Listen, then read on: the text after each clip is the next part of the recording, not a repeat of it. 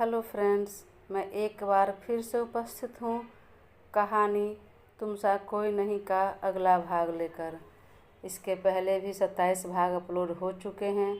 अगर आपने नहीं देखा तो प्लीज़ एक बार मेरे चैनल पर जाकर अवश्य देखें। अदिति जब तक कुछ समझ पाती तब तक उसके होंठ अर्नब के होंठ के गिरफ्त में थे। उसकी इस हरकत से मानो अदिति की सांसें ठहर कर रह गई।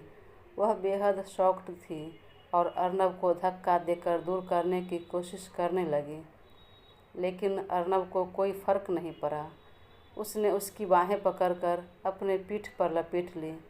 कुछ देर में जब उसकी सांस उखड़ने लगी और इसका एहसास अर्नब को हुआ तो वह उससे दूर हुआ और बोला, हैप्पी किस डे। अदिति की आंखें और पूरा चेहरा लाल हो चुका था। उसने दोनों हाथों से उसके छाती पर मुक्का मारते हुए कहा, आपसे यह उम्मीद नहीं थी। तो फिर क्या उम्मीद थी? ओह, समझ गया। पर जो उम्मीद आप कर रही हैं ना, वह शायद कभी पूरा नहीं होगा। तो अब इससे ज़्यादा उम्मीद मत रखिए। अदिति ने ज़ोर से उसके छाती पर दोनों हाथ रखा और ज़ोर से पीछे की तरफ धक्का दिया और कार का डोर खोलकर बाहर निकलने लगी। आप अकेले जाइए, मुझे नहीं जाना आपके साथ। मैं अकेली ऑटो लेकर या पैदल चली जाऊंगी। अर्नब ने पीछे से उसकी बाह को पकड़कर खींच लिया और वह सीधे उसकी गोद में जा गिरी। चुपचाप बैठो। अगर कार से बाहर निकली तो फिर मैं भूल जाऊंगा तुम कार में हो या बाहर। अभी अभी जो कार में हुआ वह बीच रोड पर हो जाएगा। मुझे ना तो किसी का शर्म है और डर की बात तो ही छोड़ दो। अदिति चुपचाप उसके गोद से उतरकर पीछे के सीट पर जाने लगी तो अर्नब ने फिर कहा, चुपचाप बगल में आओ। तुम्हारा पति हूँ, ड्राइवर नहीं, समझी। वह बेहद गुस्से में एक बार फिर अर्नब की तरफ घूरकर देखा और चुपचाप बगल में बैठकर विंडो से बाहर देखने लगी। अर्नब ने कुछ देर तक उसे देखा, फिर उसे भी एहसास हुआ कि उसने आवेश में आकर क्या कर दिया। लेकिन यह आवेश किस बात का था? दादू के ठीक होने की खुशी थी या उस लड़के सब की हरकतों की वजह से गुस्सा या जलन, या फिर अदिति उसके दिल में घर कर रही थी? यह उसकी समझ के बाहर था। लेकिन अगले ही पल उसने सिर झटका और अपनी सोच से बाहर आया। अब उसने भी चुपचाप स्टीयरिंग थाम लिया और ड्राइव करने लगा। कुछ देर तक जाने के बाद अर्नब ने तिरछी आंखों से देखा। वह गुमसुम बाहर की तरफ देख रही थी। उसने चुप्पी तोड़ते हुए कहा, थैंक यू। लेकिन अदिति ने कोई ध्यान नहीं दिया। उसने फिर कहा, थैंक यू सो मच दादू का इतना ध्यान रखने के लिए, उन्हें फिर से अपने पैरों पर खड़ा करने के लिए। लेकिन अदिति अपने विचारों में मगन उसकी बातों पर ध्यान नहीं दिया, नहीं सुन सकी। तो अब अर्नब को बेहद गुस्सा आ गया। एक्सक्यूज़ मी, आपसे बात कर रहा हूँ, सुनाई नहीं दे रहा है? ध्यान कहाँ है आपका? क्या क्या कहा आपने? कुछ कहा सर? मुझसे बात कर रहे थे? बोलते हुए अदिति ने अर्नब की तरफ देखा तो उसकी आंखें अब तक लाल थी। अर्नब को अपने किए पर थोड़ा पछतावा हुआ, लेकिन फिर भी अकड़ कर बोला, तो क्या यहाँ पर कोई तीसरा भी दिख रहा है या फिर मैं पागल हूँ जो खुद से बात करूँगा? अदिति ने सवाल भरी नज़रों से अर्नब की तरफ देखा कि क्या बोल रहे थे। तो अर्नब ने फिर कहा, थैंक यू दादू का इतना ध्यान रखने के लिए। क्या दवाई में कोई चेंज भी आया या फिर वही सब है? वही सब है। मैंने कहा भी दादू को डॉक्टर से दिखाने के लिए, चेकअप करवाने के लिए, पर उन्होंने मना किया है फ़िलहाल। ठीक है। तभी सड़क किनारे चाय के स्टॉल दिखे तो अर्नब ने कहा, चलिए एक एक कप चाय हो जाए। नहीं, मुझे नहीं पीनी है। पर क्यों? देर हो रही है, दादू के चाय नाश्ते का समय हो रहा है, मुझे घर जाना है। तो अर्नब ने भी जिद नहीं किया और सीधे घर आ गया। दोनों को एक साथ देखकर दादू को बेहद सुकून और खुशी मिली। अदिति कमरे में गई और चेंज कर सीधा रसोई में जाकर दादू के लिए चाय बनाने के लिए चली गई। वहीं अर्नब फ्रेश होने बाथरूम में चला गया। वह शावर के नीचे खड़ा हो गया और कुछ देर पहले की सारी बातें आँखों के सामने आने लगी। यह मैंने क्या कर दिया? वह भी मेरे बारे में न जाने क्या सोच रही होगी। नहीं, मुझे संभल कर रहना होगा, अपने ऊपर कंट्रोल करना होगा।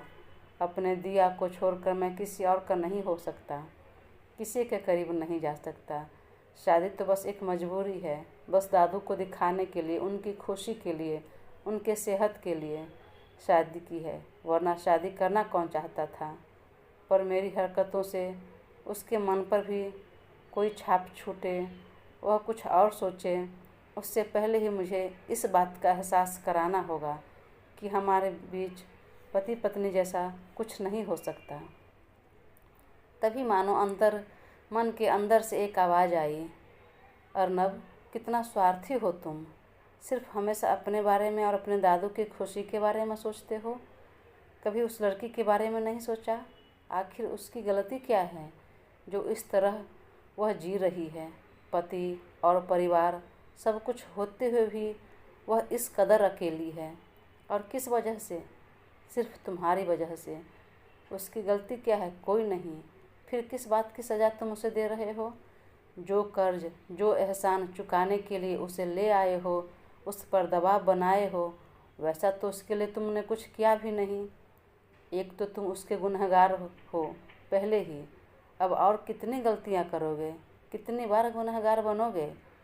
उसे उस आवाज़ से अर्नब का दिमाग भन्ना गया। वाकई वह क्यों यह गलतियां कर रहा है? क्यों उसे इस गलती की सज़ा दे रहा है जो उस लड़की ने की ही नहीं है? ज़बरदस्ती उसके गले में मंगलसूत्र और मांग में सिंदूर भरकर उसके साथ रहकर भी, साथ रहने के बजाय, चलने के बजाय उसे किस तरह अकेला कर दिया है कि वह अपनी लाइफ में मूव ऑन भी नहीं कर सकती, चाह कर भी किसी का हाथ नहीं थाम सकती। अगर उस लड़की को कभी सच्चाई पता चल गई तब क्या होगा? क्या बोलेगा? क्या मुंह दिखाएगा? वो क्या सफाई पेश करेगा? नहीं अर्नब, जो गलती हो गई उसे सुधारो और गलतियां मत करो। अर्नब की आंखें बंद हो चुकी थी और वह आवाज़ बार बार दिमाग में कौंधने लगी। तभी बाहर बेड पर रखा हुआ फ़ोन बार बार बज रहा था। तब वो अपनी सोच से बाहर आया और झटपट चेंज कर बाहर निकला। फ़ोन देखा तो भीमा का कॉल आ रहा था। उसने तुरंत कॉल बैक किया। हाँ भीमा, बोल, क्या हुआ? भाई, अभी अभी खबर मिली है कि जयंत अब नहीं रहा, उसका सारा काम चौपट हो गया, कंपनी भी करप्ट हो चुकी है। हाँ तो मैं क्या करूं? भाई बहुत बुरा हुआ है। तो बहुत ज़्यादा हमदर्दी हो रही है तुम्हें उसे लेकर? नहीं भाई, उसके बच्चे छोटे छोटे हैं, बहुत रो बिलख रहे हैं। हाँ तो क्या करें? भाई मुझे ऐसा क्यों लग रहा है कि आपने भीमा को, तू क्यों कॉल किया है? कहना क्या चाहता है? मुझे उसे या उसके परिवार को लेकर कोई हमदर्दी नहीं है। जो किया उसने वो पाया। मुझसे टकराने वालों का यही हश्र होगा। हमारी सांत्वना उसके परिवार के साथ है, लेकिन इसके आगे कुछ नहीं कर सकते हम। और तुरंत फ़ोन काट दिया। फिर कुछ देर में रेडी होकर निकला और एक बार फिर भीमा को कॉल किया। भीमा, गोवा में जो अपना होटल का काम चल रहा है, वहाँ का मैनेजर का पोस्ट उसे, उसकी वाइफ को अपॉइंट कर दो। फिर मन में बोला, मैंने प्रॉमिस किया था तुम्हारे परिवार को कभी रोड पर नहीं आने दूंगा, तो नहीं आने दूंगा। तुमने जो गलती की उसका परिणाम परिवार क्यों भुगते? मन में बोलते हुए दादू के पास आया। तब तक अदिति दादू को चाय बनाकर दे चुकी थी और दोनों को साथ में हंसी मजाक करते बातें कर रहे थे और दादू ज़ोर ज़ोर से हंस रहे थे। अर्नब दूर से कुछ देर तक दोनों को देखता रहा। फिर वह भी पास में बैठा और अदिति की तरफ देखते हुए कहा, मेरी चाय? मेरे लिए चाय नहीं बनाई आप? अदिति ने घूर कर देखा तो अर्नब ने फिर कहा, एक कप मेरे लिए चाय लेकर आ जाइए ना। अदिति उठी और एक कप चाय लेकर आ गई। कुछ देर बाद जब वह रेडी होने लगा ऑफिस जाने के लिए, तो दादू ने जाने से मना कर दिया। तो अर्नब ने कहा, नहीं दादू, बहुत काम है, यहाँ भी पेंडिंग है, मुझे जाना ज़रूरी है, देर रात तक वापस आ जाऊँगा मैं। फिर वह कमरे में गया। लेकिन अदिति दादू के पास ही बैठी रही। पर अर्नब कमरे में उसका इंतज़ार कर रहा था कि शायद अदिति आएगी।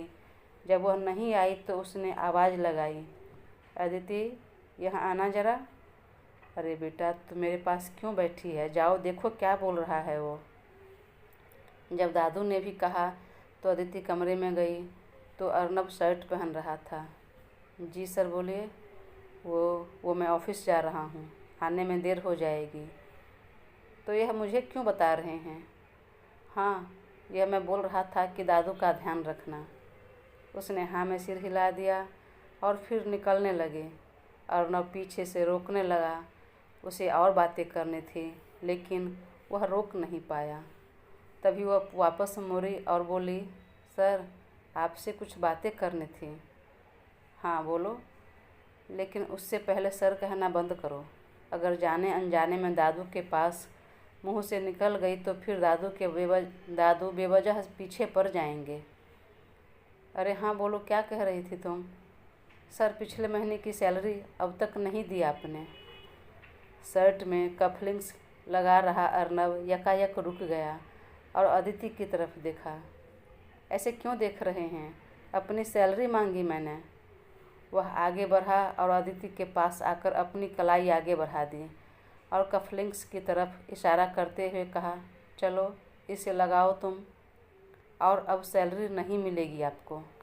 लेकिन क्यों? क्यों का क्या मतलब है? वही तो मैं आपसे पूछ रही हूँ, क्या मतलब है? क्यों सैलरी नहीं मिलेगी? आप भी तो इस घर की सदस्य हैं, घर में रहती हैं, तो इसके नाते आप सब काम कर रही हैं। उसके लिए कैसी सैलरी? आपका घर है, आपके भी दादू हैं और मैं भी। आप बोलते हुए वह अटक गया। फिर कहा, अब कोई सैलरी नहीं मिलेगी आपको। आप कोई एम्प्लॉय नहीं, घर की सदस्य हैं। तो बात ख़त्म हो गई। मैं ऑफिस जा रहा हूँ, देर होगी आने में। और हाँ, मैं खाना घर पर खाऊंगा, मेरा खाना बना दीजिएगा। और वह हरि काका नहीं, आप बनाएंगे अपने हाथों।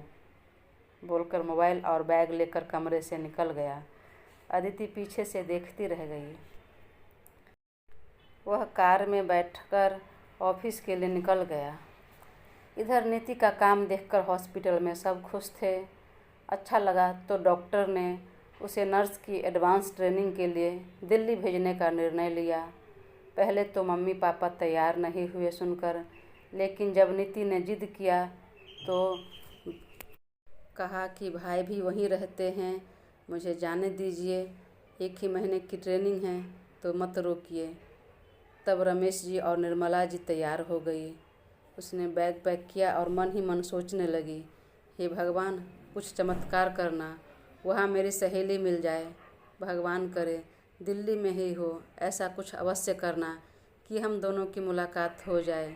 बोलकर वह अपने माँ बाप के पैर छुए और वहाँ से दिल्ली में जाने वाली बस में जाकर बैठ गई। दोस्तों, आज का भाग थोड़ा छोटा था, पर कल मैं बड़ा भाग अवश्य अपलोड कर दूँगी। प्लीज़ तब तक अपना साथ बनाए रखें और चैनल को सब्सक्राइब कर मुझे ज़रूर सपोर्ट करें। Thank you.